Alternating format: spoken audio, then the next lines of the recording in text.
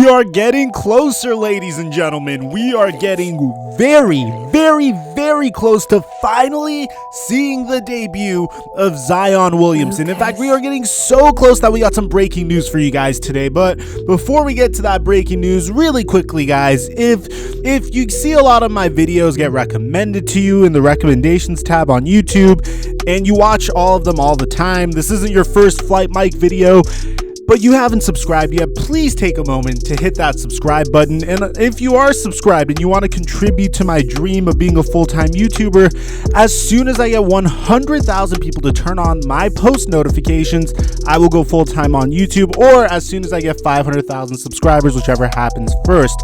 Finally, guys, a lot of you guys that consistently watch my videos know this part, so you can skip this part if you want, but I've been getting hit with some copyright claims, and just in case something happens to my channel, I just wanted to let you know I'm uploading content to my Instagram as well, so make sure you're following me on Instagram. It's at Theflightmike. That's the same as my Twitter handle, same as my TikTok, same as my YouTube channel. All right, now that we got all that out of the way, I have a fat Zion Williamson update for you guys. So this past week, if you guys missed this video, I did upload a video of Zion Williamson finally being able to dunk a basketball, which, thank goodness, because I was kind of getting worried about his athleticism and whether he was going to be the same player again once he did return. And the New Orleans Pelicans have, in the meantime, been starting to catch fire this past week. So to give you an idea of how much the New Orleans Pelicans are trending upward, this past week we saw Lonzo Ball go off for 27 points, and I did make a video about that. It was my previous video prior to this one, and a lot of you guys, for the most part in the comment section, were divided into two sides in regards to Lonzo Ball and the trajectory of the New Orleans Pelicans. Half of you guys said, okay, Mike, you're a Laker fan, you of all people would know this, every once in a while Lonzo Ball's three-pointers fall and he goes off for a 20-something point game, and we all begin to hype him up and think that he has figured it out. Despite him not having truly figured it out, he will revert to his old ways of averaging 10 points per game very soon. Don't buy it. And then the other half of you guys said, yo, Mike, I'm telling you, he is a project player. He is a fairly young player. Bear in mind, Lonzo Ball's only 21 freaking years old. He was the number 2 overall pick, and not last draft, not the draft before, but the draft before that. So we got to give him some time to develop. He has the basketball IQ to be the point guard of the future for the New Orleans Pelicans. We just need to give him time. But that's not the only thing that the Pelicans are looking at that's causing them to trend so much upward. Another thing that we need to pay attention to is the emergence of Brandon Ingram. While Zion Williamson was the number 1 guy going into this year, Brandon Ingram was kind of seen as an afterthought behind Lonzo Ball. I don't know about you guys, but when I was coming into this season, the entire time I was thinking Lonzo Ball, alley-oop to Zion Williamson. I did not think Brandon Ingram fit into the equation at all whatsoever. But the thing is, now Brandon Ingram's going off, Lonzo Ball is showing promise, but Brandon Ingram is averaging 25 points per game. He's without a doubt my contender to win Most Improved Player this year. And as a result of that, now the Pelicans begin to seem like a team that, call me crazy, if this bit of news is true, I think they could sneak into the playoffs. Now, I gotta shut up and give you guys the damn news, shouldn't I? According to an extremely credible source, and I know a lot of you guys hate on my content saying that it's clickbait and my sources aren't credible, I consider Shams Charania of The Athletic to be extremely credible. And according to Shams, he says that both Zion's side and the New Orleans Pelicans side, both sides agree that Zion, well, not agree, but are hopeful that Zion will make his NBA debut in January after completing his recovery from a surgery on a torn lateral meniscus in his right knee.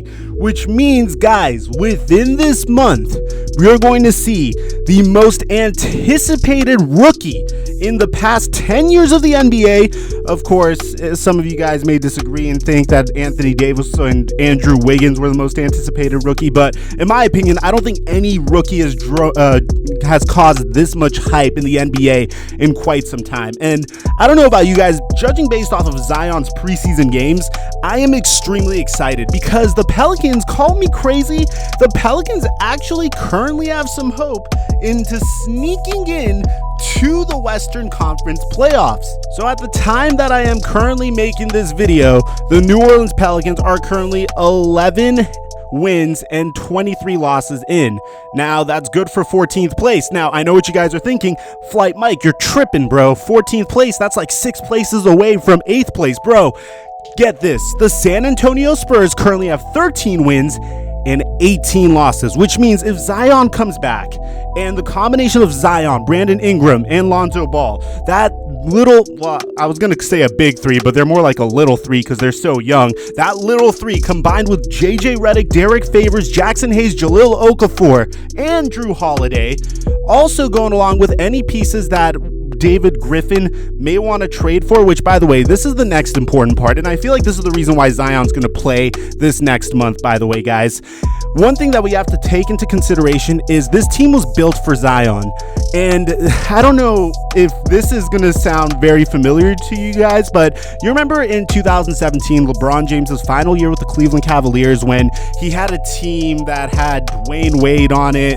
He had a team with Dwayne Wade, Isaiah Thomas, Jay Crowder on it, and in the middle of the season, they figured it wasn't working out, and they traded Dwayne Wade back to the Heat. They traded Jay Crowder and Isaiah Thomas away for George Hill and Rodney Hood. Well, I feel like David Griffin is in a very similar situation because you have to understand that Drew Holiday is a very good piece to have on your team, but if he doesn't fit, you may want to trade him. Same goes with JJ Redick. Shooting is at a premium price in the NBA right now.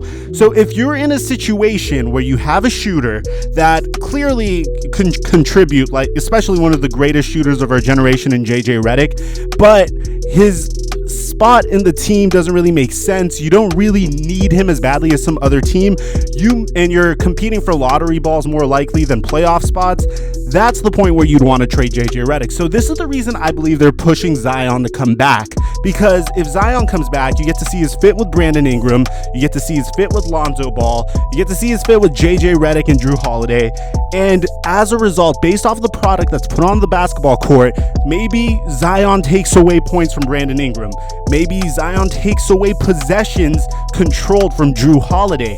Maybe the combination of Zion Williamson and Brandon Ingram makes Drew Holiday a less factor, or maybe Lonzo Ball completely falls out of the rotation. You don't know what's going to happen until your franchise cornerstone finally takes the court for the first time. And I believe that is the reason why the New Orleans Pelicans are pushing him to play this month as opposed to sitting him out for the entire year. Now, of course, I did make a couple of videos saying that I believe the best move for the Pelicans would be to bench Zion for the entire year, Ben Simmons him, and try to compete for lottery balls.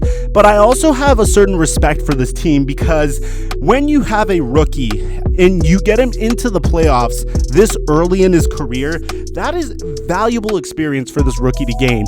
19-year-old Zion Williamson is going to have a luxury that a rookie hasn't had since probably Jason Tatum, when Jason Tatum was a rookie. Now, I'm not saying Zion's going to go all the way to the conference finals, but Jason Tatum, Jaylen Brown play like seasoned veterans at this point, despite only being in the league for 2 years and 3 years respectively. And I feel like a huge hand in their development has to be the fact that, one, they played with established veterans like Zion is about to play with in Derek Favors and JJ Redick, and two, they've been there before. They have been to the playoffs. They've went all the way to the conference finals. Jason Tatum dunked on LeBron James on national television before. They've been there, they've done that, they know what they're capable of. So I feel like that's going to be huge for Zion's development if they can make it to the playoffs. But this is me reaching. I'm going to admit this playoff bid is me reaching. I really think the main reason Zion is going to play this month is strictly and only because David Griffin wants to see what he has on the roster and whether he could flip any of his new signees from the offseason for additional assets. So let me know what you guys think. I want to get your opinions in the comment section down below. I want to wish you guys all a happy new year, man. 2019, at this time, my YouTube channel was absolutely dead. I've been making videos for like 8 years, bro, and it seemed to always be struggling. Literally, I uploaded a video this time last year, got 600 views, and now I'm blessed to wake up every day and do what I absolutely love and talk basketball with one of the greatest communities ever, and that's Mike Mafia, bro. I love you all, and I hope 2020 is a great year for each and every one of y'all. If you made it to the end of this video, comment "I took flight." I'm your boy, The Flight Mike. I'll catch you guys in 2020, baby.